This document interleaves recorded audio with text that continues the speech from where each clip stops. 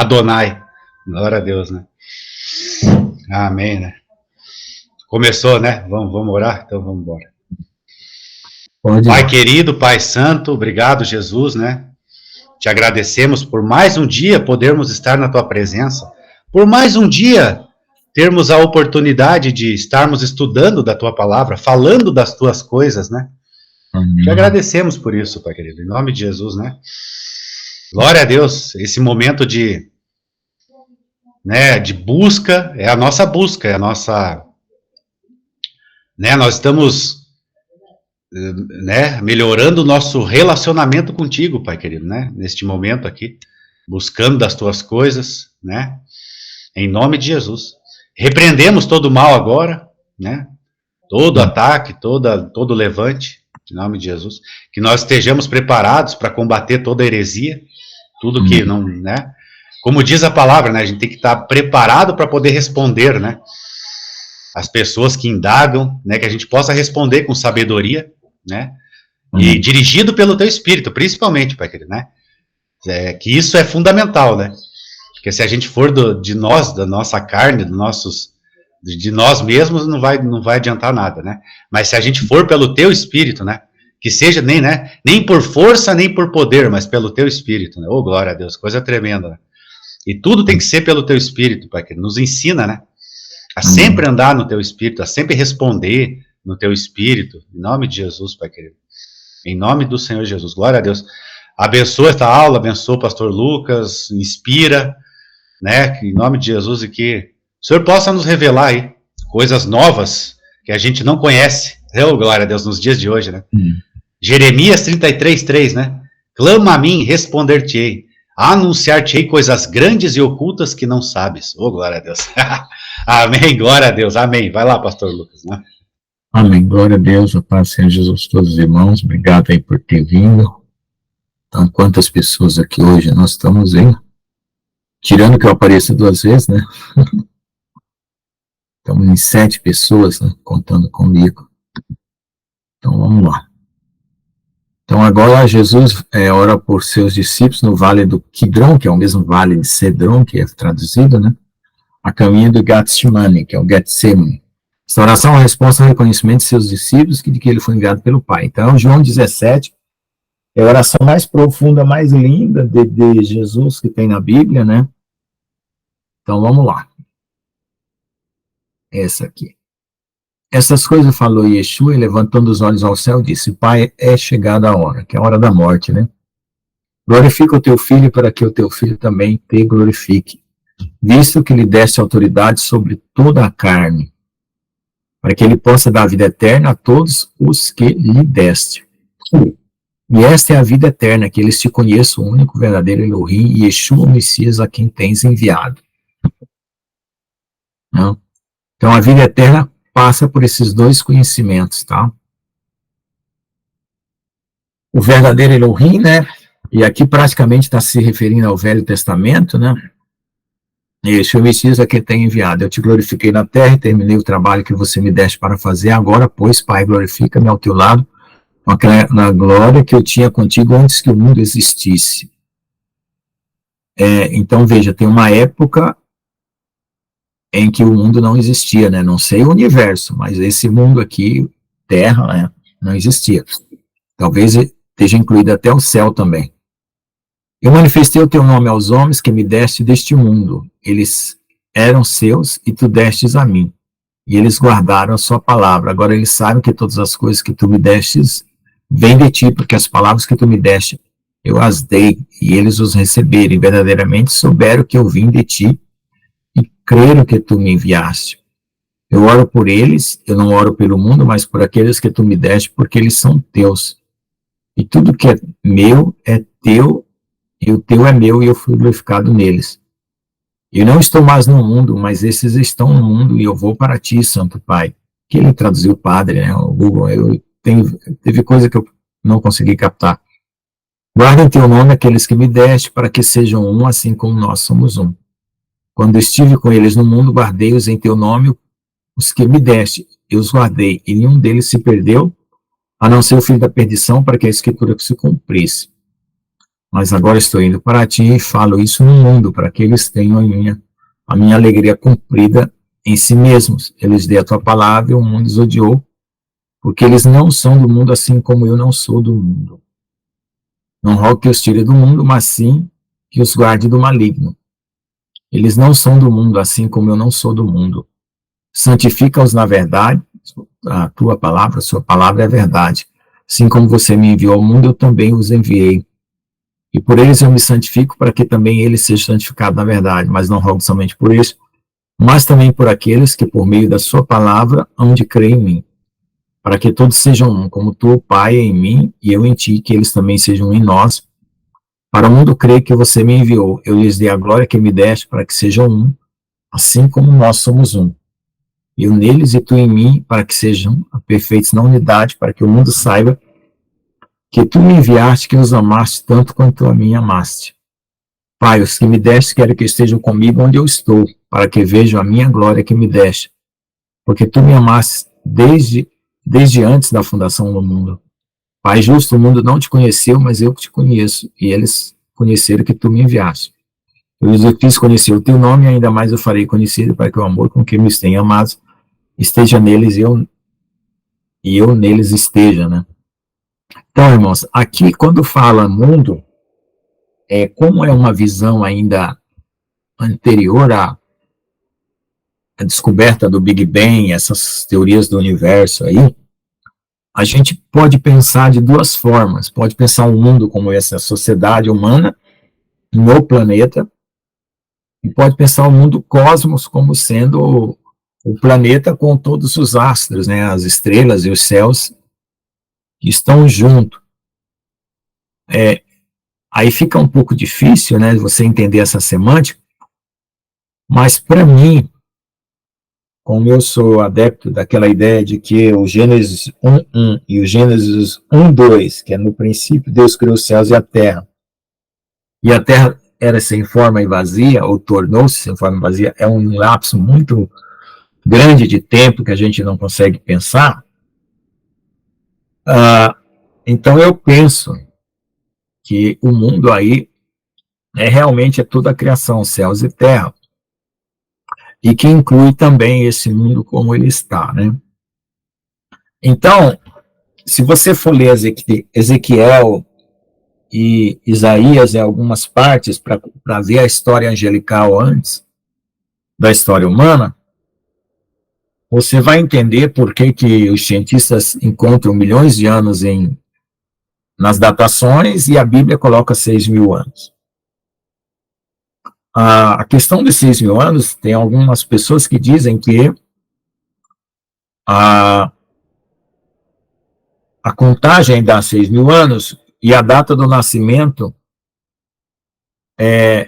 corresponde com a data da morte, porque a contagem é com números inteiros, né? Adão, Noé, Lameque, todas as contagens são com números inteiros, e o pessoal acha que falta o fragmento dos meses, né? Que a pessoa não necessariamente morre no dia que nasceu, né? Depois de muito tempo.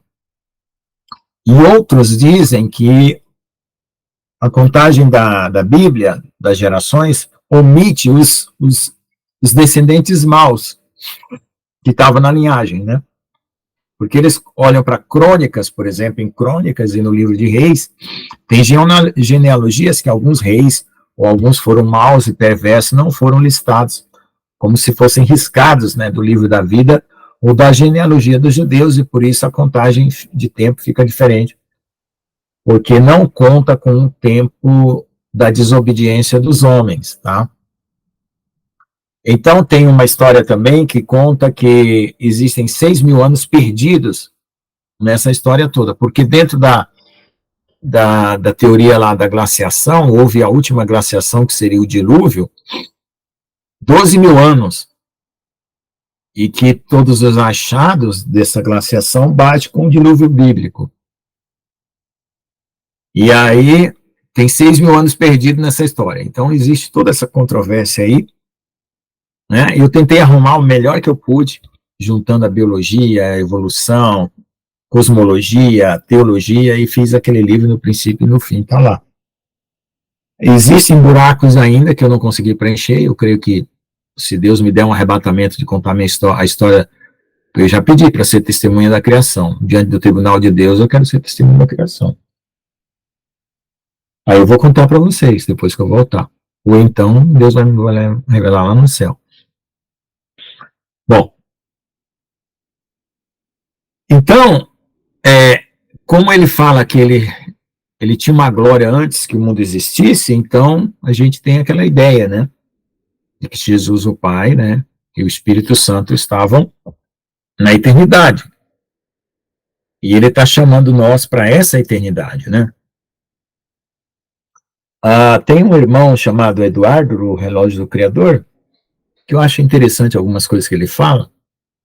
Ele tem profetizado muita coisa e tem cumprido. Embora tem coisas que eu não entendo bem porque que ele fala, ele sempre diz que vai falar de um assunto e ele repete muito tudo que ele já falou nos vídeos anteriores. E aí fala pouco daquele assunto novo, mas esse é um problema que ele levou um raio na cabeça, o corpo inteiro, aí teve problema. Mas ele é um cara servo de Deus, e eu gosto dele, não tenho nenhum problema com ele. E ele fala de um mundo anterior dos homens, assim como eu também coloquei lá do mundo angelical. Porque lá no capítulo 28 de Ezequiel fala que Satanás estava no Éden. O que significa que Deus tinha dado a terra para Satanás cuidar. Ele era um rei e sacerdote aqui na terra. Aí ele quis o louvor e a glória para ele, caiu desse sacerdócio. Aí Deus refaz a terra, recria a terra, e Gênesis, quando ele começa a descrever a partir do verso 2, é uma recriação da terra, como nós vamos passar agora novamente. Só que agora tem gente para testemunhar essa recriação da terra, né? Para entrar no milênio, nós vamos ter uma recriação, e depois do milênio vai ter outra recriação. E então, aí ele coloca numa escala de tempo maior do que o que está na Bíblia, de 6.000 anos, porque ele conta com a história angelical. O pastor Célio Macedo também conta com a história angelical. E eu fui juntando esses pastores e montando uma ideia, porque eu tinha muita controvérsia com o pessoal da evolução, que também tem um grupo cristão que acredita no evoteísmo, né, evolução com a ideia de Deus. Eu não acredito naquilo lá, não. Eu estudo um assunto, e aí eu vou vendo as inconsistências, eu não sei como as pessoas aceitam as coisas que não se amarram direito, e aí ficam quietas, não discute. Aí eu não consigo, aquilo vomita da minha boca, vem, aquele conhecimento vomita eu. Então eu adotei a posição do Adalto Lourenço, em certo sentido, que também tem coisa que o Adalto Lourenço acha que a queda de Satanás foi depois da criação do homem. Eu não acredito nisso. Até uma vez eu fiz um comentário: se ele me mostrar nas escrituras que a queda de Satanás aconteceu depois da criação do homem, eu mudo a ideia, porque tem que provar. Então eu continuo acreditando que entre Gênesis 1, Gênesis 1, Deus criou os céus e a terra tornou-se em forma vazia, tem um lapso de tempo aí, tá?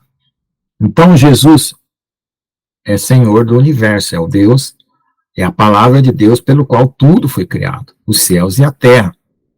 E lá em Salmos e em Crônicas, também fala que até a palavra criou os céus.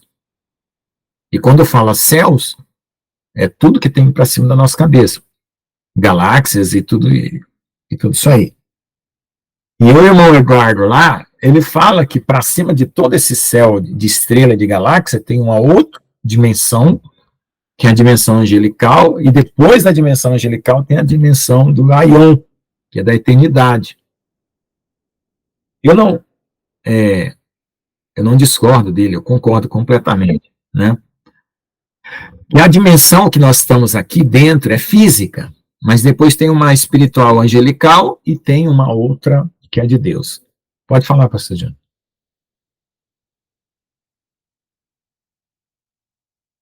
Pode falar.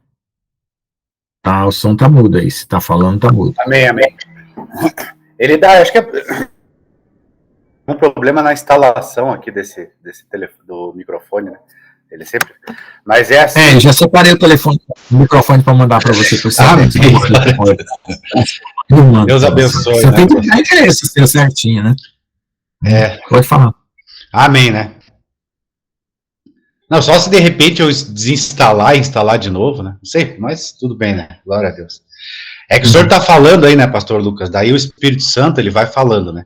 Porque ontem, na nossa reunião, a gente estava falando, e o Espírito Santo começou a ministrar no meu coração ontem. O senhor está falando isso hoje, é confirmação.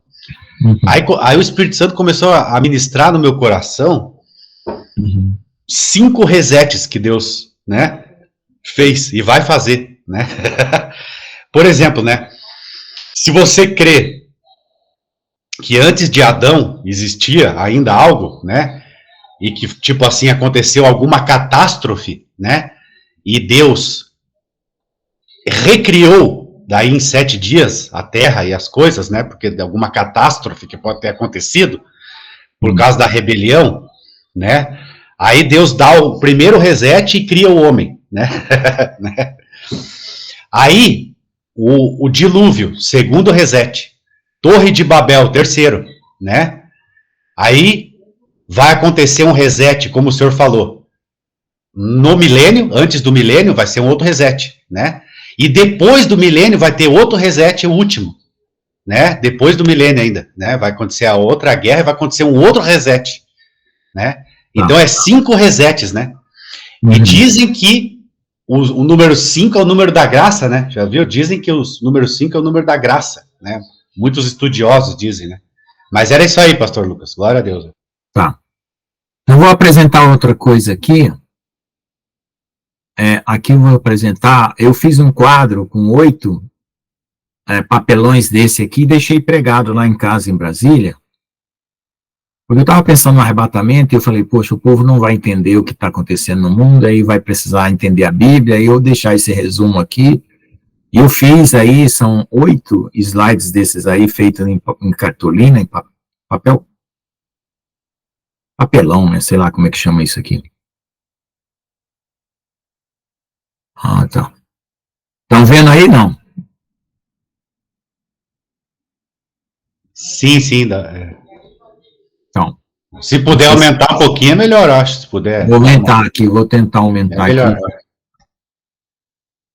Vamos ver. Aí eu desloco aqui, porque só que parece que não desloca. Então, tá vendo aí? Tá. Aí eu vou descer aqui para baixo e vou aumentar. Então, veja assim.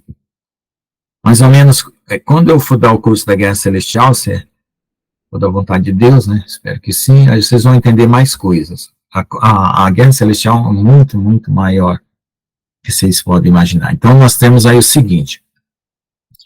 Criação dos anjos, né? Criação dos céus e da terra, nós temos João 1, que é, no princípio era o verbo estava com Deus, o verbo era Deus, e Gênesis 1, Deus criou os céus e a terra.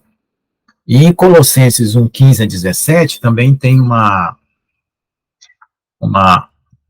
fala sobre o mundo anterior, né? Dos homens. Deixa eu ver aqui, Tessalonicenses, Timóteo. Deixa eu lembrar aqui o que está escrito, que eu coloquei o versículo, mas não coloquei aí. Colossenses 1, de 15 a 17. Então diz assim, o qual a imagem do Deus invisível, primogênito de toda a criação. Porque nele foram criadas todas as coisas que há nos céus, na terra, visíveis e invisíveis, sejam tronos, sejam dominações, sejam principados, sejam potestades. Tudo foi criado por ele e para ele. Tá? Só fazer um comentário.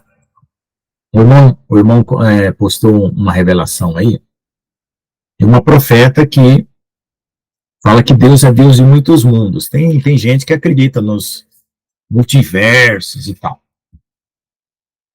Eu deixei de acreditar na ciência por muitos motivos, que eu teria que dar uma aula de física, explicar os detalhes, os furos, os remendos, né, que as pessoas aceitam os remendos inconsistentes, e eu não sei. Então eu vejo que as pessoas profetizam com a visão do profeta. Se Deus me arrebatar e mostrar outros mundos, aí eu vou aceitar que realmente existem outros mundos. Mas se essa revelação viesse para mim, eu ia orar a Deus, porque eu não acredito que existem mundos paralelos, multi-universos desse jeito. Certo?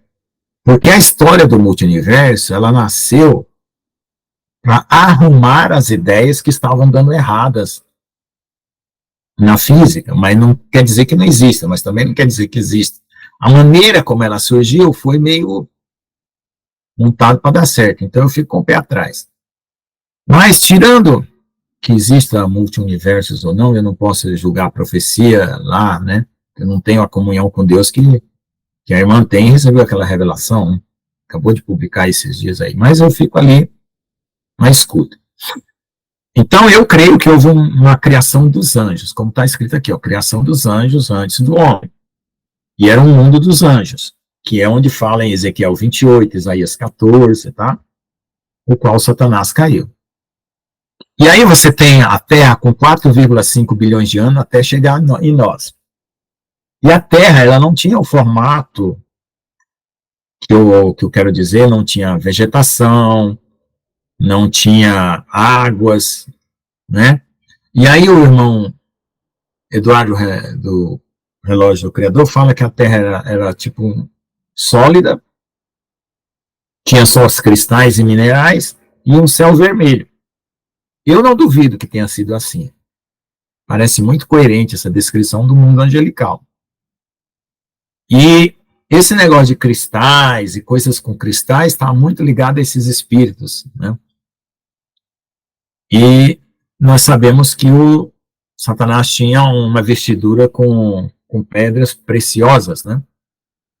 Porque antes do reino vegetal e animal, era o reino mineral, né?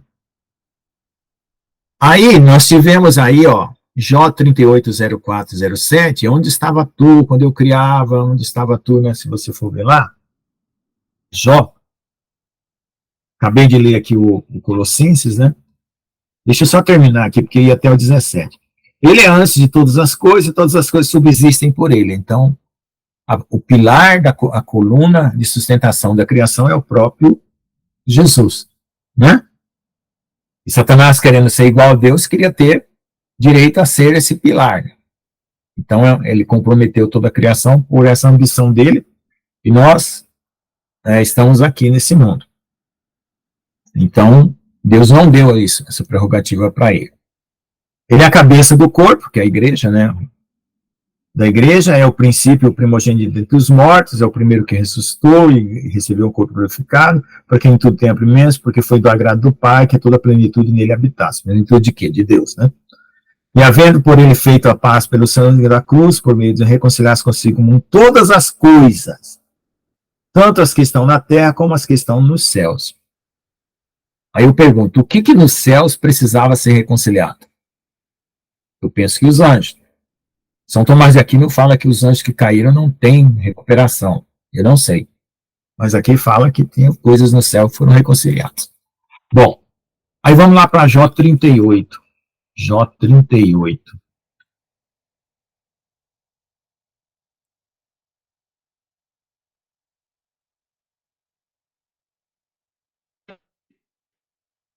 Jó 38. Eu sei que nós vamos saber disso quando nós formos para o céu. Essa história vai ser revelada para nós. Jó 38 está escrito aqui do 4 ao 7. Onde estava tu quando eu fundava a terra? Faz-me saber se tens inteligência. Quem lhes pôs as medidas, se és que sabe, ou quem estendeu sobre ela o cordel. Quem pôs a medida na terra e quem estendeu o cordel foi o próprio Deus, né? Sobre quem estão fundadas as suas bases, ou quem assentou sua pedra de esquina. Tá? Quando as estrelas da alva juntas alegremente cantavam e todos os filhos de Deus jubilavam. Então parece que nessa primeira terra havia dois sóis. Que um é o sol que nós temos e o outro é o Nibiru aí, que vai aparecer, que é uma anã branca, que é um sol que se apagou e ficou longe, foi afastado.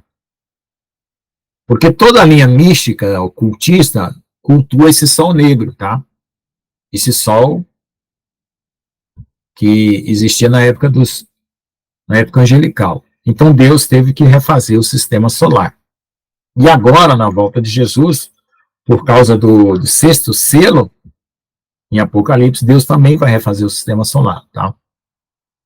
Alguma coisa vai acontecer no cosmos aí, nas órbitas dos planetas e tudo aí, a coisa não vai ser tipo assim, blue, Porque é Blue Beam, né?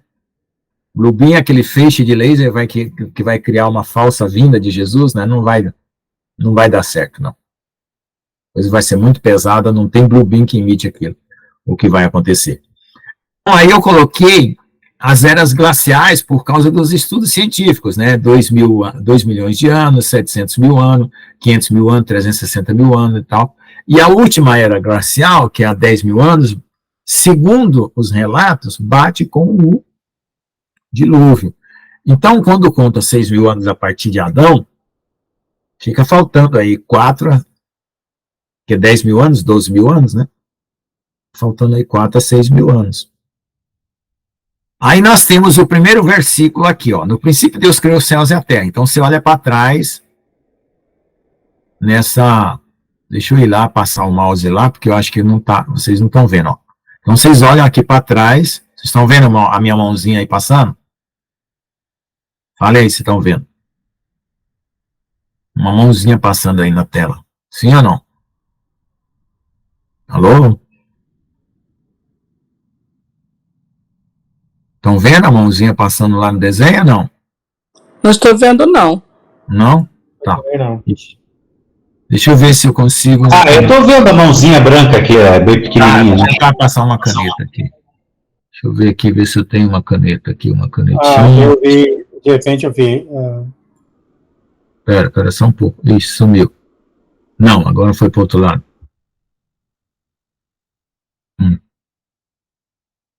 Bom, eu não tenho, não sei se tem não tem. Mas vamos lá. Então, contando aqui para trás, aqui tem o primeiro, segundo, terceiro, quarto, quinto, que são os dias de criação. Então, para trás tem um tempo enorme aqui, que eu coloquei as eras glaciais, criação da terra, criação dos anjos, até chegar na criação dos céus. Então, criou os céus e a terra estava sendo ocupada por anjos. Estou vendo agora. Passaram-se pelos governos angelicais, houve juízos com relação aos anjos. Sempre que tem que castigar anjo, tem alguma coisa a ver com águas, você pode prestar atenção na Bíblia.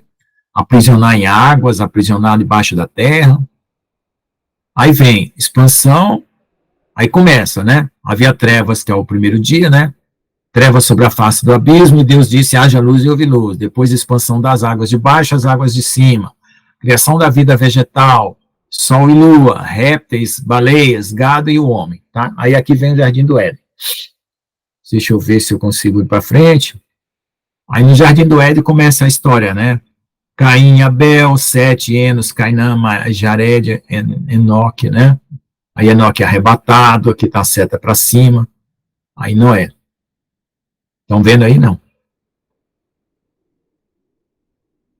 Tá bom?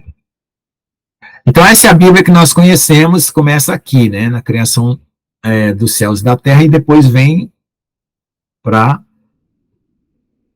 a organização do planeta, para a vida humana. Então, se você pensar dessa forma, o tipo de vida que podia existir antes do homem era outro tipo, era uma vida espiritual, né? Sei lá, entre a matéria e o espírito, e é por isso que são os anjos, porque arcanjo, a palavra arcanjo, quer dizer anjos antigos, arque quer dizer anjo, antigo, né? Arcanjo quer dizer anjo antigo. Então, essa é a ideia que tem aí por detrás, que antes da fundação do mundo, né, que Jesus existia, tá? Que eu quero passar para vocês como um mistério, não, que está oculto para nós. Por enquanto, a gente tem muita especulação e algumas revelações, não muitas. Tá?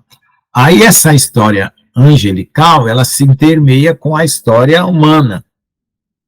Só que agora o protagonista é o homem, né? Não são os anjos.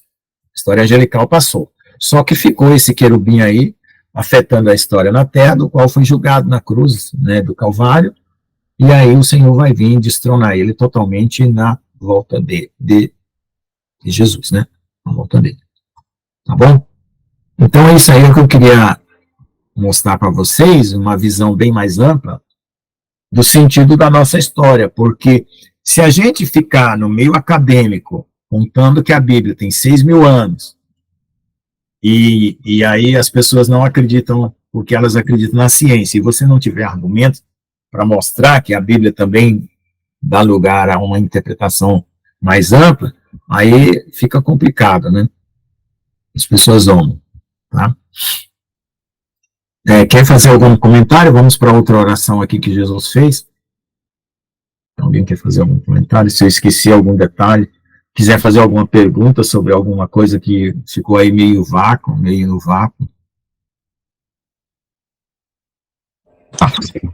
Vamos lá.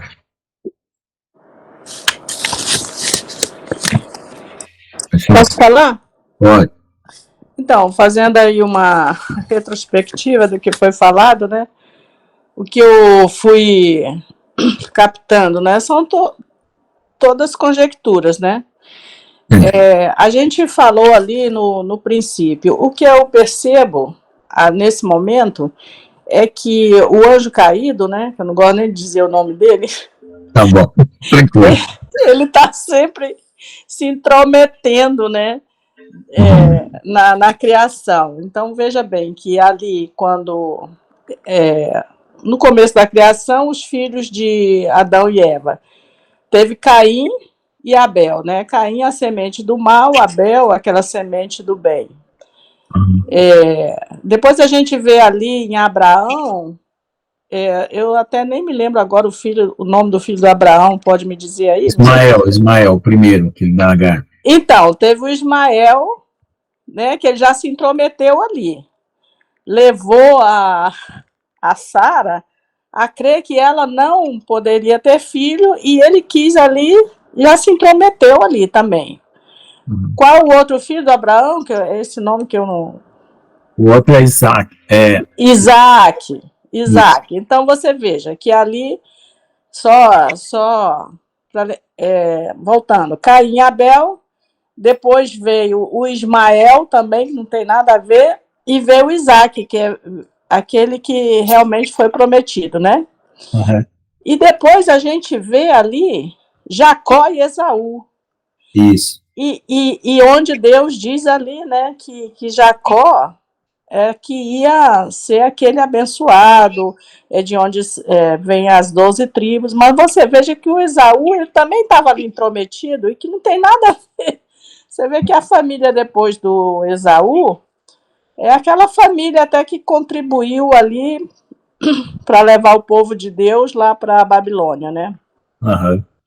Então, é uma sucessão assim, se você for conjecturar nessas sucessões, né, que sempre tem duas sementes entre nós, né? A semente do bem e do mal. Caim, a semente do mal, Abel, a semente do bem.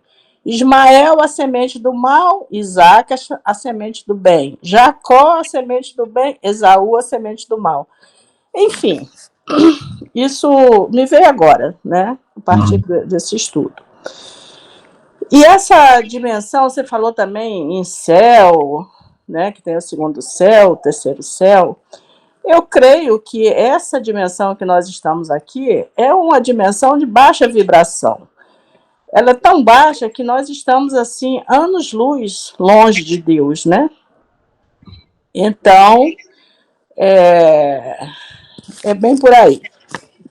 Com relação ao reset, né, que o pastor John falou aí, eu também creio, né, que o maior reset que houve na criação é a partir de Jesus. Quando nós aceitamos Jesus, né, e através da nossa fé em Cristo, nós somos resetados. Amém. Aquela velha criatura morre, né, a partir da nossa fé, nasce ali uma nova criatura, a partir de Jesus. Eu acho que é também um reset, né? E nós nos tornamos assim como Adão novamente, né? O Adão que lá atrás, né, foi criado por Deus no mundo físico, e a partir de Jesus nós somos agora, traçando um paralelo, tá? Um Adão agora espiritual criado por Jesus, onde a partir do nosso caminhar, a partir do estudo que nós vamos fazendo, nós vamos fazendo nossas próprias escolhas, né? Porque, conforme foi dito aí no início da aula, cada um, você crê que muitos comentaristas do Evangelho têm a fé em Jesus Cristo, mas eles divergem em várias visões, né? Uhum. Assim somos nós. Nós, a partir de Jesus, nós nos tornamos uma nova criatura, fomos resetados, mas o nosso caminhar, a nossa fé, é que vai definir, né, o novo céu que nós vamos alcançar. Porque daqui da terra, esse céu que a gente vê aqui, até chegar em Deus, nós temos muitos céus, né? E nós vamos alcançando de acordo com a nossa fé, de acordo com a nossa vibração, porque a partir da nossa fé nós tomamos decisões de fazer o bem, de nos aprimorarmos no bem, e aí nós vamos, de uma certa forma, escalando aí essa eternidade, né? Uhum. Porque nós somos seres espirituais e a gente não para de crescer, porque a nossa imperfeição é tão imensa, né? E nós só começamos a crescer a partir de Jesus mesmo. E, enfim, eu acho que foi isso que eu entendi até agora e pude fazer um resumo assim na minha mente. Se eu falei alguma besteira, Não, tia, tudo certo. por favor, me diga aí que é para eu resetar, tá bom? Tá bom. Não. Tá tudo certo. Então, eu só quis dar essa abrangência de visão, né, porque sempre a gente vai lidar com pessoas e vai evangelizar, e às vezes tem universitário, né, e as pessoas zombam, né. E aí tem aqueles cristãos que se adaptam às teorias científicas e às teorias bíblicas, né, vamos dizer assim, a visão bíblica. Para mim, gente, eu não gosto de polêmica, eu odeio ver quando uma coisa bifurca. Eu já contei para vocês, sou uma pessoa muito simples. Eu hospedei num hotel em Bruxelas, recebi 4 toalhas no quarto, eu só sabia usar 2. As outras 2 eu joguei de fora, eu joguei lá em cima da cama, não sabia o que fazer.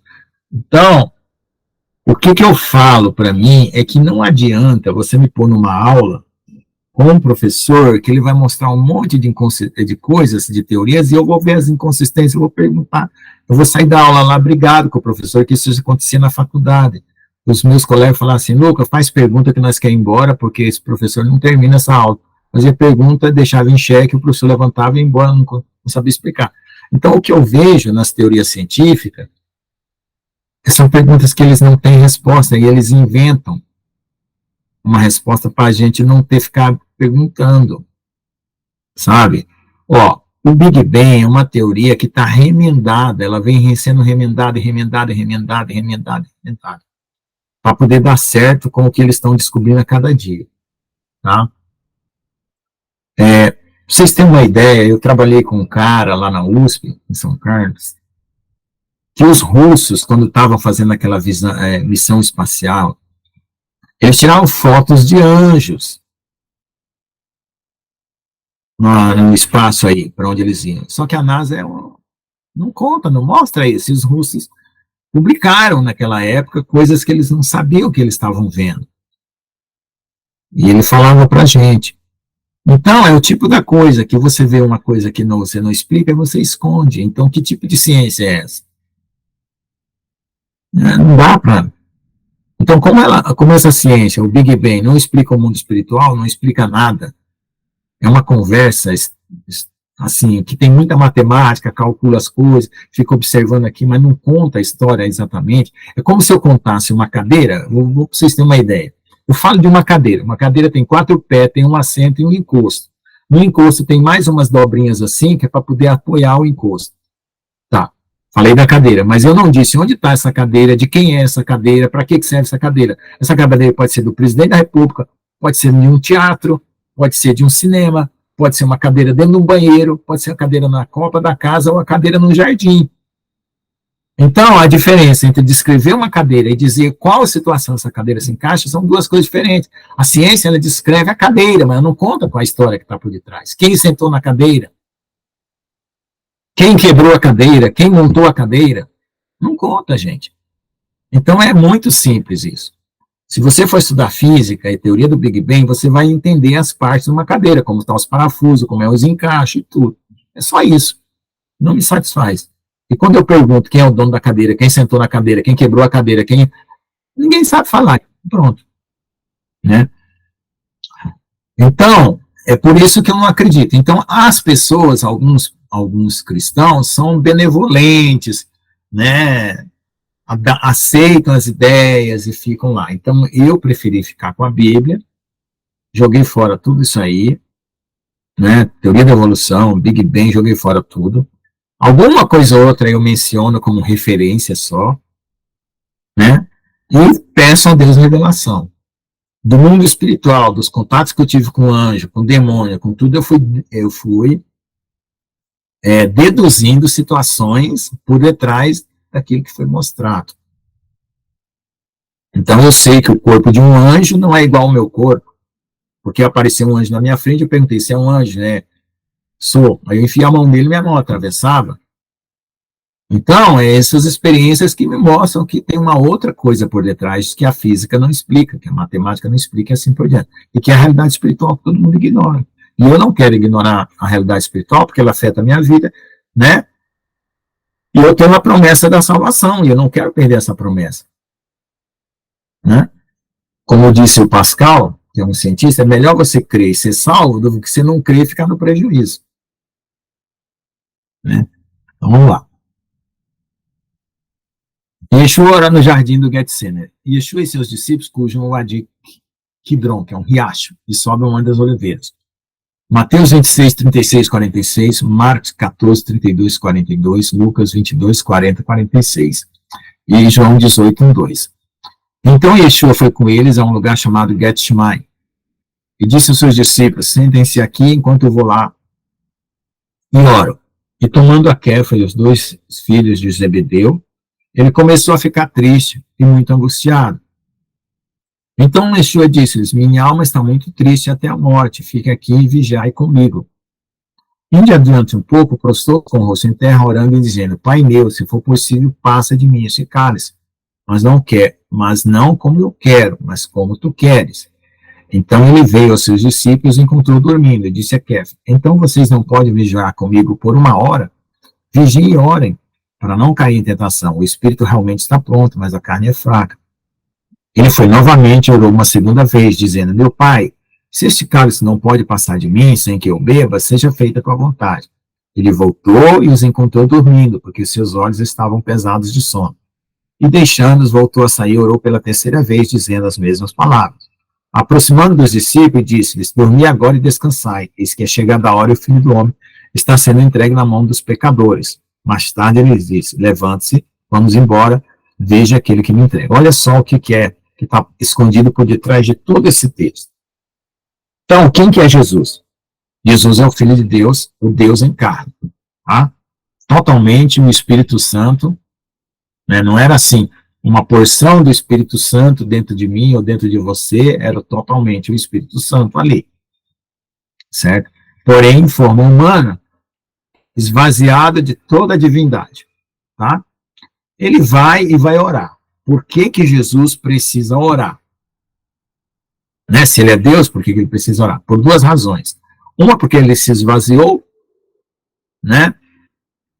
Ele tem consciência da pré-existência dele, senão ele não tinha orado a oração anterior, que é João 17, a glória que eu tinha antes da fundação do mundo. Diferente de nós, que não temos uma presciência de quem nós éramos, se é que nós estávamos dessa maneira como a gente especula, tá? Então nós temos um líquido amniótico que jogou nós nessa matrix aqui e acabou. Né? Se vira daí para frente. Então ele tinha consciência da pré-existência, ele não estava com o poder e a glória, ele ia recuperar esse poder e a glória depois da morte, porque ele diz: glorifica-me com a glória que eu tinha antes que tu, né? Antes de eu criar o mundo. Então eu esvaziei, vim até aqui, e agora vou morrer, ressuscitar e vou voltar à glória. todo poder no céu e na terra. Então, se ele tinha a glória por direito, ele vai retornar com a glória por justiça, né? Porque ele foi declarado justo, declarado o perfeito, o Filho de Deus, o eterno, que todos os anjos o adoram, está escrito na carta de Hebreus. Aí a outra coisa que está escondida aqui, depois de tudo isso, juntando esses dois temas, da oração e desse tema aqui, dessa segunda oração do Getsemane. Então, ele vai lá e ora. Aí ele vem e diz assim, ó, ele estava angustiado, então ele tinha todas as propriedades de uma natureza humana como nós. O que significa isso para nós? Se ele é um exemplo nosso, significa que o lado espiritual nosso pode estar totalmente diferente da nossa percepção humana. Você pode ter dentro de Deus, dentro do seu coração Deus, o Espírito Santo, e ter angústia. Que existem doutrinas de prosperidade que diz que o crente não passa prova, não passa luta, não passa angústia, quando está aí você tem problema. E não é verdade. Então vamos lá. Então Jesus disse, minha alma está muito triste, tristeza, até a morte. Então angústia terrível. Então dentro da carne dele, alguma coisa ali estava... E ele precisava, vamos dizer assim, inclinar para o lado do espírito, para poder suportar aquilo lá. A carne como carne, eu não sei, não quer morte. É o que dá para ver. A minha carne, a carne de Jesus, não queria morte. Aí ele diz assim, endiandando um pouco, prostrou-se com o rosto em terra. Então se humilhou. Mais ainda, né? Porque botar o rosto em terra é sinal de humilhação. Orando, dizendo, Pai meu. Então ele reconhecia que ele era filho eterno de Deus. Se for possível, passa de mim este cálice, mas não como eu quero, tu quer. Quer dizer, ele estava tentando aventar na mente humana dele a possibilidade de alterar a história. Mas pela humildade que ele tinha de obedecer, ele dizia, então, seja do seu jeito. É como eu faço, às vezes, eu estou numa pane terrível aqui, num problema terrível, não sei que decisão eu tomo. Eu estou angustiado e eu falo, Deus, tira esse cálice de mim, porque esse negócio aqui está bravo. Mas aí, como eu não sei desembaraçar aquele negócio, eu falo, seja feito à vontade. Aí eu me rendo. Isso já aconteceu comigo inúmeras vezes. Eu acho que acontece com... Amém. Deus que abençoe. Aí ele volta para os seus discípulos, veio aos seus discípulos e encontrou dormindo. O que é dormindo? O inimigo foi lá e botou peso de sono nos discípulos. Para tentar atrapalhar, né? É o que dá para ver, porque porque tem gente que dorme no culto, e todo mundo fala que já é opressão espiritual, né? Na hora da palavra o cara dorme. Eu tive muito esse problema. Aí veja, aí ele vem lá e encontra os discípulos. Aí ele fala assim, poxa, eu precisava pelo menos vocês ficassem 1 hora comigo, né? 1 hora durante a noite, né? Das 11 à meia-noite, da meia-noite a 1, né? Não é muito, depois vocês dormem o resto né? Aí ele fala, vigia e ore. Por que ele está falando vigia e ore? Porque tem ataque espiritual, tem demônio na história, tem um monte de coisa acontecendo no mundo espiritual. E isso ele já vai dando uma lição, porque sempre Jesus está numa situação e ele fica dando lições para nos ensinar alguma coisa, para não cair em tentação. O que seria a tentação? Negar o nome de Jesus, né? Abandonar o caminho espiritual e assim por diante. O espírito realmente está pronto, mas a carne é fraca. Então, tanto a carne dele quanto a carne de qualquer pessoa era fraca, porque se a carne dele não fosse fraca nesse momento, ele não estaria sentindo angústia, não estaria sentindo todas essas coisas. Então, a carne é carne, né? Não tem como. Como foi inventada a carne, como foi criada a carne no céu, como a carne foi projetada, eu não sei. Mas eu sei que ela estava lá dentro da árvore do bem e do mal. Novamente orou uma segunda vez, dizendo, Pai, se este cálice não pode passar de mim sem que eu beba, seja feito à vontade. Então ele colocou o condicional dele, mas ao mesmo tempo se submeteu à vontade de Deus. Voltou e encontrou dormindo porque os olhos estavam pesados de sono. De novo a luta espiritual continuava. Deixando-os, voltou a sair pela 3ª vez, dizendo a mesma palavra, aquela repetição, aquela angústia, né, que você fica repetindo. Jesus repetiu 3, né? A gente repete 10, 20, 30 quando está numa angústia. Aproximou-se do discípulo e disse, dormi agora e descansai. Bom, agora já passou. A angústia já passou e já foi embora. Eis que é chegada a hora, o Filho do Homem está sendo entregue na mão dos pecadores. Aí aparece o Judas daqui a pouco, né? Vocês vão ver. Agora vamos ver em Marcos. Então eles chegaram a um lugar chamado Getsemane, E ele disse aos seus discípulos, sentem assim enquanto eu oro. Ele levou consigo a Kefa, Jacob e a Yohanan. Aqui já tem um detalhe, né? Os discípulos ficaram lá, uma turma maior, e ele pegou uma turma menor aqui, do Pedro, Tiago e João. E começou a ficar triste e angustiado, e disse, a minha alma está muito triste até a morte, fique aqui e vigie. Avançando um pouco, ele caiu no chão e orou para que, se fosse possível, aquela hora passasse dele. Ele disse, Abba, pai. Abba é paizinho, né? Papai, tudo é possível, tira este cálice de mim, mas não que eu quero, mas tu queres. Então, era possível Deus tirar o cálice dele, não deixar ele morrer, mas não era o que Deus queria de fato, né? Mateus, ele não conta que o Tiago, o João e o Pedro estavam lá, porque talvez ele ficou no grupo dormindo. Mas Marcos já conta, né? Aí vamos ver aqui. Depois voltou e encontrou dormindo, disse a Kefa, Shimon, você está dormindo? Vocês não conseguem vigiar uma hora. Quer dizer, então, aquele pedido de vigiar uma hora não foi para todo mundo. Foi para aqueles 3 que ele tirou lá do grupo e deixou perto dele. Por isso que eles sabiam o que estava acontecendo e pôde escrever o evangelho, né, contando para os outros o que aconteceu ali. Vigiai e orai para que não entreis em tentação. O espírito realmente está pronto, mas a carne é fraca. Isso aqui é só para a gente lembrar que nós não podemos confiar na nossa carne. Toda vez que nós estivermos em grandes aflições, como a gente vai estar futuramente por causa das coisas do mundo, a gente não pode ficar apoiado na carne, sim no espírito. É isso que ele vai fazer, nós brotarmos e sermos arrebatados, porque é a hora do abandono do casulo, né? E a borboleta vai abandonar o casulo, certo? Ele voltou a orar dizendo as mesmas palavras. Quando voltou, os encontrou dormindo novamente, porque seus olhos estavam pesados de sono. Eles não sabiam o que responder. Estavam todo mundo embriagado, né? Ele veio pela terceira vez e disse, dormi agora e descansai. Bom, agora basta. Chegou a hora que o Filho do Homem entregue na mão dos pecadores. Mais tarde, ele disse, levante-se e vão embora, que quem me traz se aproxime. Então, qual é o problema do mundo com a volta de Jesus? Todo mundo é uma lagarta que vai virar borboleta. É o que a gente espera, que todo mundo vire borboleta, né? E não um morcego, sei lá o quê. Mas as pessoas que estão despreparadas no evangelho, ou despreparadas na fé, né? Tem esse problema de soltar esse casulo velho, que é essa carne, que vai ser a grande angústia que haverá na terra, a grande tribulação. E nós que já somos aquelas crianças que já falam assim, não, já que eu tenho que comer uma sopa quente, vamos começar logo a beber essa sopa, porque na hora que chegar a hora mais quente, ela já está mais fria que a dos outros. É isso que nós estamos fazendo aqui, né? Tomando a sopa quente pelas bordas, né? Vamos ver Lucas. Quando ele chegou àquele lugar, disse, ore para que não entreis em tentação. E ele se retirou deles a uma distância cerca de um lance de pedra, aí Lucas já dá outro detalhe que é a distância.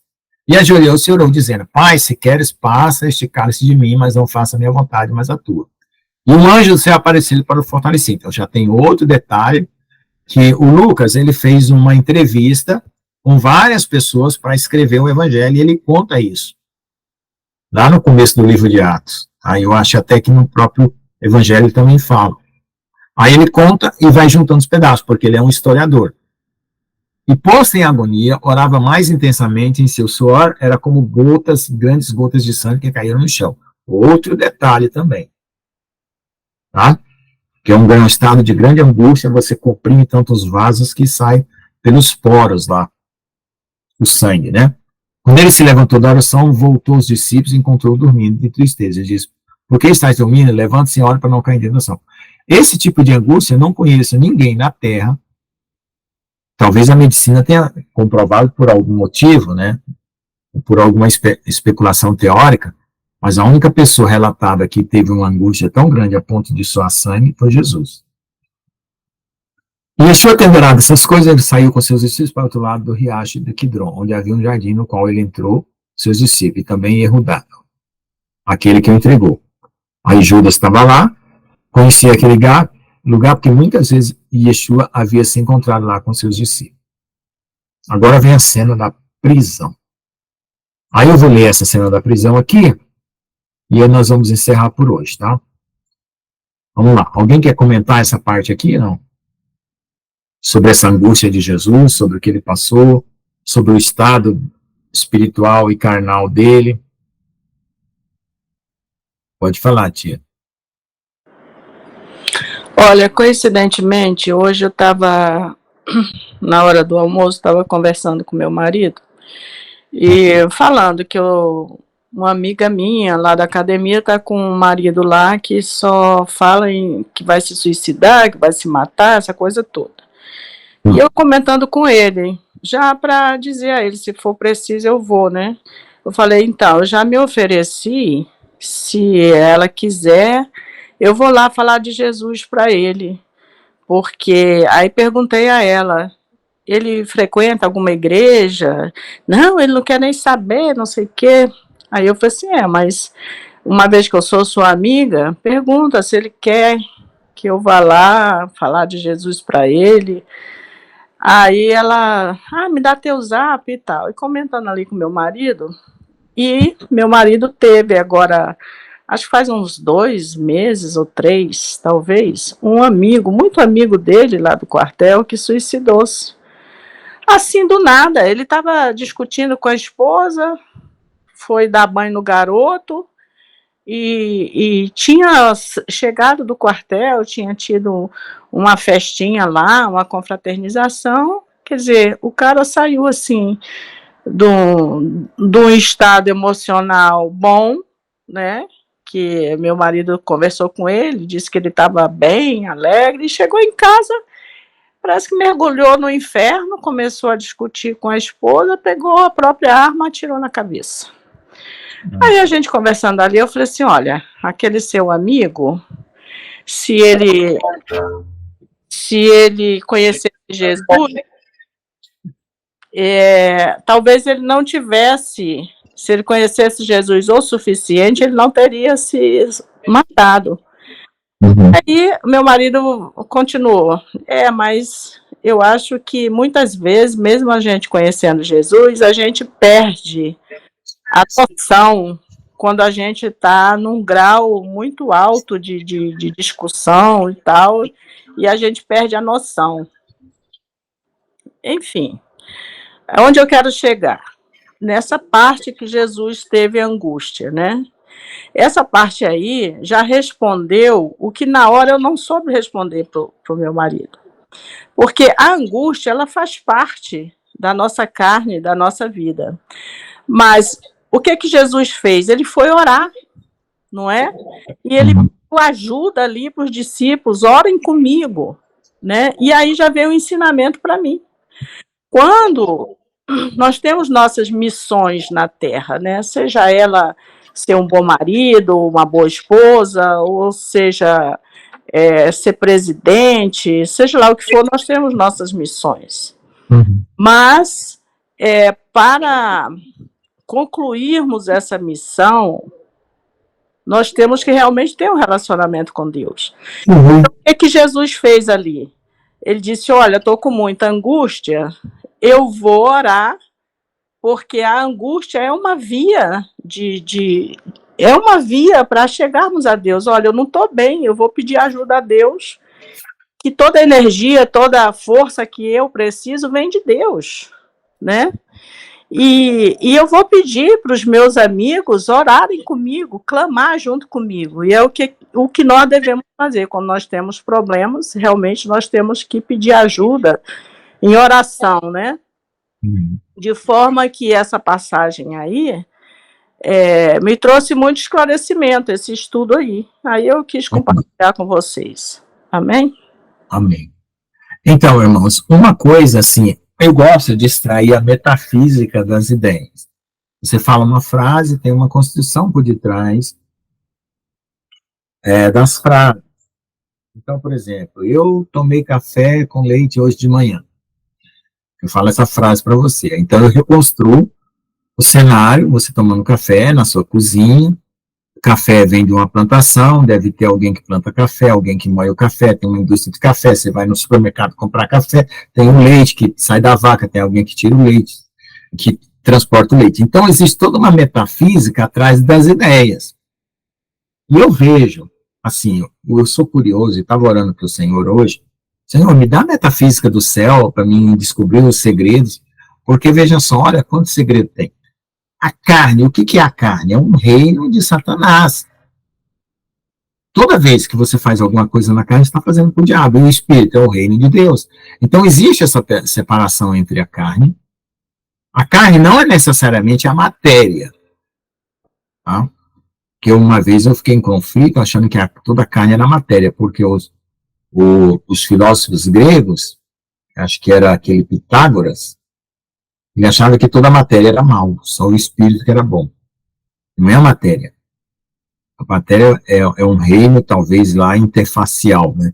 Ou a carne seja uma interface entre o espírito e a matéria, pode ser também. Então, quando eu olho e identifico que as coisas são vindas da carne, e às vezes a gente se confunde, porque o nosso coração nos engana, nosso coração fala, não, isso aqui é uma coisa de Deus que está vindo. Geralmente é paixão, né, coisas quando a gente tem problemas sentimentais, a gente se envolve, né, e a gente acha que aquilo é divino, é maravilhoso. E aí tem as decepções. Então a carne, como sentimento, motivação errada, angústia, tristeza, decepção, até que decepção é bom, porque você pega o caminho certo, mas coisas que querem te derrubar, querem sugar tuas energias. Então você já sabe que é da carne. E o inimigo, ele tem um ministério da carne, né? A República Satânica, o presidente dela, né, é Satanás, e o país dela, o mundo dela é a carne. Então, é isso que eu fico vendo, né? Porque se nós fôssemos totalmente espirituais e já estivesse no céu, a gente não sofreria tentação. Então é para isso que eu fico prestando atenção. Então, depois que eu aprendi a separar o que é carne de espírito, porque é tipo separar a luz das trevas, o quarto está aceso com luz, se eu apagar fica treva. Então você aprende a discernir luz das trevas. Você limpa muita coisa da sua vida, mas mesmo assim, o inimigo tenta enganar você. Mesmo você sabendo separar luz das trevas, espírito da carne, ainda o inimigo tenta enganar. Então, Jesus passou aqui uma situação para ele se igualar a qualquer situação humana, né? Eu vejo isso. Tá bom? Vamos lá. Prisão de Yeshua no jardim, Mateus 26, 47, 56, Marcos 14, 43, 52, Lucas 22, 47, 53 e João 18, 3, 12. Enquanto ele ainda falava, Iehudas, um dos 12, veio com ele, e com ele muitas pessoas com espadas e varas, do chefe dos Coanim é sacerdote, tá? E os anciões do povo. Aquele que o traiu deu-lhes um sinal, dizendo, aquele que o beijar, ele prendeia, né? Então, é Judas que se passar de amigo ali, não, está acontecendo tudo isso aí, mas no final, né, eu sou teu amigo, sei lá, uma falsificação ali, sei lá. E também uma forma codificada, né, de fazer a coisa de forma velada ali, né. Imediatamente ele foi, Yeshua disse, Shalom, Rabi, e o beijou, e Yeshua disse, meu amado, o que fizeste? Então eles se aproximaram e agarraram Yeshua e o prenderam. Então ali o que está aparecendo é que Judas queria ficar no oculto, dizer, eu traí, mas os discípulos não precisam ficar sabendo que fui eu que entreguei. Mas um dos que estava com Yeshua estendeu a mão, puxou sua espada e ferindo o servo do Cohen Gadol, que é o sumo sacerdote, Gadol é grande, é principal, Cohen é sacerdote, decepou sua orelha. E então Yeshua disse, volta a tua espada ao seu lugar, pois todos os que tomarem a espada morrerão pela espada. Você acha que agora não posso orar, meu pai, e ele não me daria mais do que 12 legiões de anjos? Então cada legião romana tinha não sei quantos mil soldados, então seriam muitos anjos ali para socorrer ele naquele momento. Mas como então as escrituras seriam cumpridas, que isso precisa ser feito? Então Yeshua disse ao povo, vocês saíram como contra um ladrão, com espadas e varas para me prender. Todos os dias eu me sentava com vocês ensinando no templo, e vocês não me prenderam. Mas tudo isso acontece para que essas escrituras dos profetas se cumpram. Então todos os discípulos deixando fugir. Então, irmãos, eu não vejo a profecia como algo assim E tem vários e vários tipos de profecia. Tem profecias que são possibilidades que Deus usa de alguém para avisar para a pessoa evitar. Tem profecias que são antevisões, é como se o profeta viajasse no tempo, visse um acontecimento e viesse contar para nós antes de acontecer. E o tempo vai rolar e desenvolver-se de forma a cumprir aquela profecia, que são as inevitáveis, vamos dizer assim. Então, o que estava acontecendo com Jesus era inevitável. Por que era inevitável? Porque a criação estava em jogo. Jesus precisou vencer essa batalha, porque senão toda a criação ia ficar sob o poder do maligno. Porque Paulo fala, né, que toda a criação ficou sujeita, né, por causa do pecado. Então, o que quer dizer isso? Quer dizer que o inimigo, quando ele diz que quis ser igual a Deus lá no céu, e começou uma afronta contra Deus, ele quis capturar, sequestrar, tomar para si toda a criação de Deus. Então, para que a criação fosse aperfeiçoada para um estágio superior, e que não voltasse mais atrás no que ela vai conquistar agora, Deus não destruiu Satanás na hora e precisou usar Satanás como vacina, né, com o veneno da própria serpente. Então não vai mais ter um segundo Satanás, e assim progressivamente, como muitas vezes a gente vê nas discussões no WhatsApp. E se acontecer de novo? Não, não vai ter mais, não, tá? Por quê? Porque agora o próprio guardião da terra é o próprio Deus. Certo?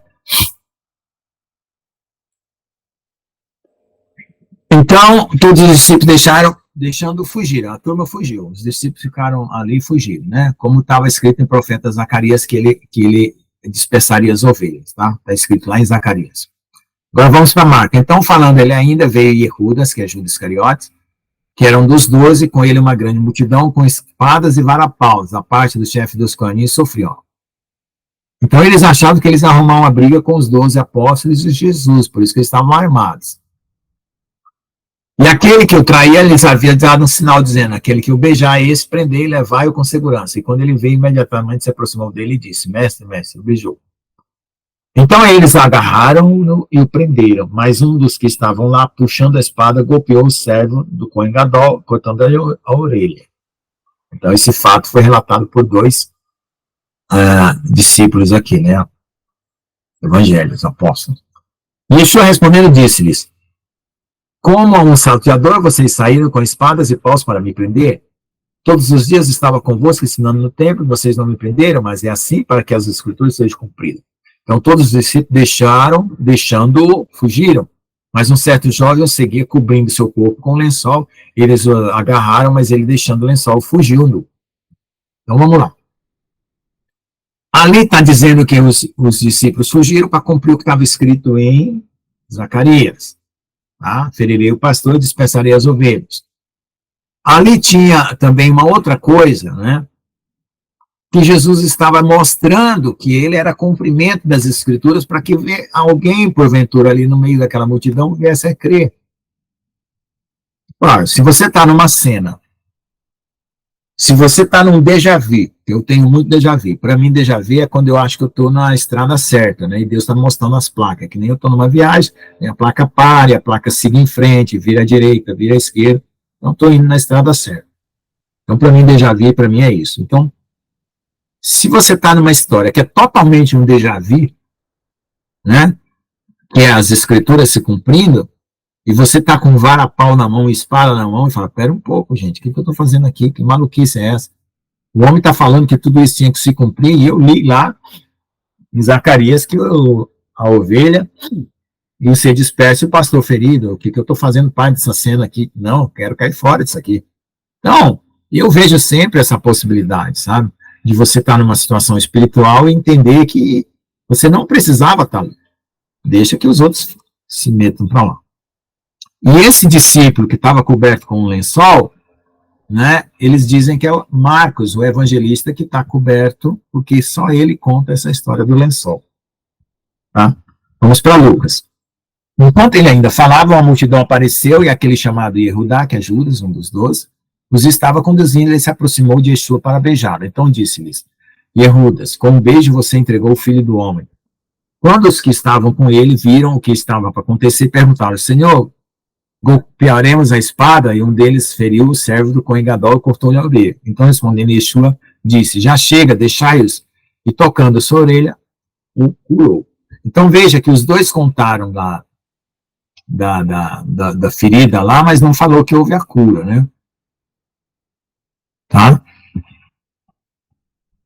O único que fala que houve a cura foi o Lucas.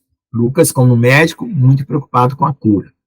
E Yeshua disse ao chefe dos Kohanim, e ao chefe do guarda do templo e aos anciões que tinha vindo contra ele: vocês saíram como contra um ladrão, com espadas e varas. Tendo estado convosco todos os dias no templo, não estendeste as mãos contra mim, mas essa hora o poder das trevas. Então aqui ele está falando que é o poder das trevas, ou seja, foi permitido eles prender, e eles não prenderam antes, embora estavam loucos para fazer isso e mataram, mas porque Deus não permitiu. Então existe um governo acima do governo de vocês. E vocês não estão percebendo que Deus deu uma permissão para vocês me prenderem, mas existe um governo maior. Vamos para João. E Herodes, então, tomando uma companhia de soldados e oficiais de justiça dos líderes do Kohanim Puxim, foi lá com lanternas e tochas e armas. Ó. Já tem mais detalhe: lanternas, tochas e armas. É claro, para entrar no escuro, no jardim à noite, tinha que estar iluminado, né, com alguma coisa. Então, era espadas e varapaus. Mas Yeshua, conhecendo todas as coisas que estavam a acontecer com ele, aproximou-se e disse: quem vocês estão procurando? Responderam: Yeshua de Nazaré. E Yeshua disse a eles: eu sou. Está vendo? Ele está declarando o nome dele, de Deus. E isso não conta, só João conta. E Herodes, aquele que o traiu, também estava com eles. Quando ele disse: eu sou, eles recuaram e caíram no chão. A palavra deu um impacto muito grande ali, quando eles derrubaram ele no chão. Ora, você vai prender um homem, que a palavra dele declara o próprio nome de Deus, e você cai por terra, era outra situação para você sacar que você está num embaraço ali que você não precisava estar. Então perguntou-lhes novamente: quem vocês estão procurando? Eles disseram: para Yeshua de Nazaré. Yeshua respondeu: já vos disse que sou eu, pois se vocês procuram por mim, deixai ir esses, para que o que ele tinha dito se cumprisse. Daqueles que meu pai me deu, eu não perdi nenhum. Então Simão Kefa, tendo uma espada, puxou e feriu o servo do Cohen Gadol e cortou-lhe a orelha direita. E o nome do servo era Malco, dá até um nome. Yeshua então disse a Kefa: coloque sua espada na bainha. O cálice que meu pai me deu, não devo beber? Então a companhia de soldados, de tribunos e oficiais do Sinédrio prenderam Yeshua e amarraram. Aí aqui tem as referências, né, sobre as profecias que estão se cumprindo, da parte de Mateus 26, 54, 1, né, que é a parte que as escrituras precisam ser cumpridas. Isaías 53, 7, Daniel 9, 26. Tá? Vamos ver lá só para a gente terminar, que é 53, 7. Eu gosto sempre, quando tem uma citação, ir lá. 53, 7. Sobre o monte alto e elevado, pões a tua cama e lá subiste para oferecer. Não, é 53, 7. Eu estou 57, 3, desculpa. Aqui. Ele foi oprimido e afligido, mas não abriu sua boca, como um cordeiro foi levado a matador e como uma ovelha muda perante os seus tosqueadores, assim ele não abriu sua boca. Então esse abrir sua boca aqui certamente é resmungar, rejeitar, murmurar. Daniel 9, 26.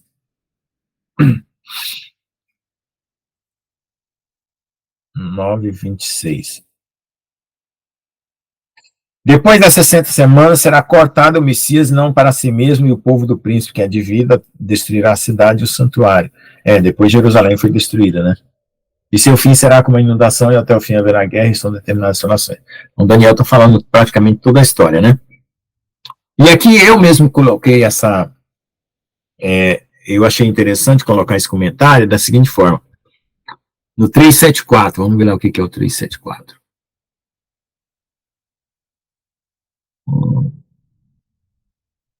373.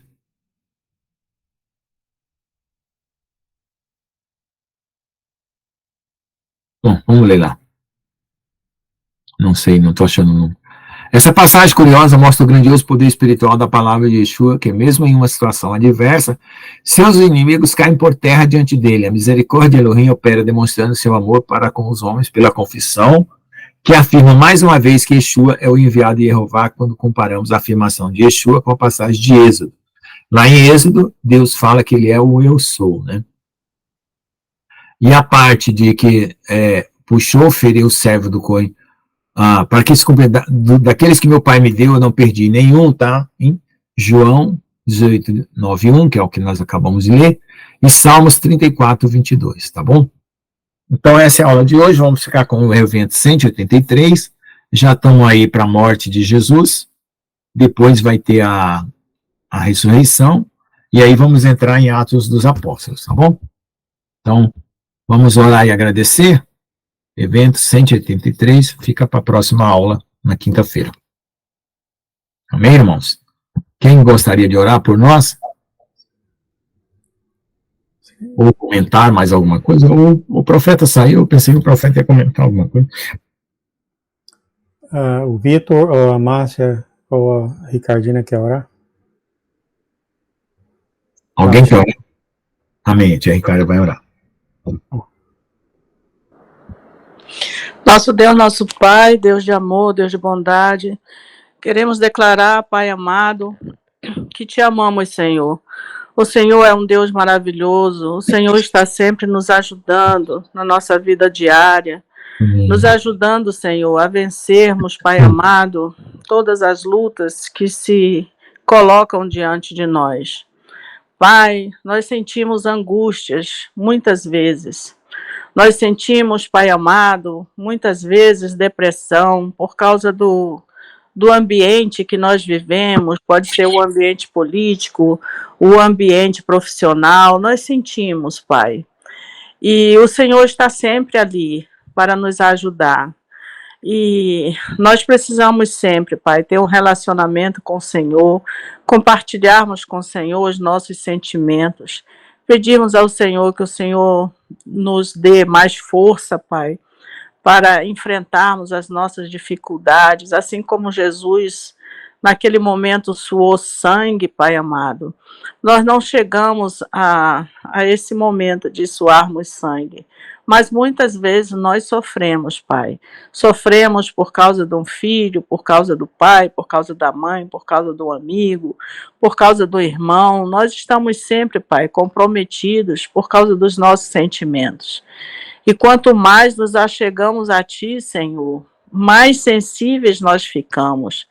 Porque quando ouvimos, Pai amado, que alguém está precisando, que alguém está precisando de ajuda ou está passando por algum momento difícil, Pai, nós queremos ajudar, nós queremos, porque o Teu Espírito Santo nos leva a esse sentimento de querer ajudar, de querer amenizar o sofrimento do nosso irmão. Mas tudo isso vem de Ti, Pai. Mas nós também temos a certeza que, ao mesmo tempo que queremos ajudar, nós sabemos, Senhor, que nada podemos fazer sem Ti. Essa certeza, Pai, nós temos que ter, porque é através desse saber é que nós Te buscamos, Pai. Porque para eu fazer alguma coisa para alguém, o Senhor precisa estar comigo para agir através de mim. E assim, Pai amado, eu oro para que todos nós aqui, Pai, possamos ser, Pai, canais de bênção nas vidas, Pai, dos nossos semelhantes, porque o Senhor disse que nós devemos amar uns aos outros, e nós estamos aqui, Pai, estudando para nos fortalecer através da Tua palavra. Obrigada por mais esse dia de estudo, obrigada, Pai, pela vida do Lucas, continua abençoando ele, a caminhada dele, os relacionamentos dele, Pai, sejam familiares, sejam, Pai amado, fora da família, que ele seja sempre reconhecido, Pai, como esse anjo maravilhoso que o Senhor colocou aí para nos abençoar com esse estudo. Abençoa, Pai Todo-Poderoso, a vida de todos os irmãos aqui presentes. Eu agradeço muito pela vida de cada um. E fico feliz, Pai, em participar desse estudo, e fico feliz mais ainda quando eu vejo os irmãos, Pai, se achegando. E cada um, Pai, colaborando com a palavra, colaborando com aquilo que sabe. Eu fico realmente agradecida, Pai, pela vida de cada um.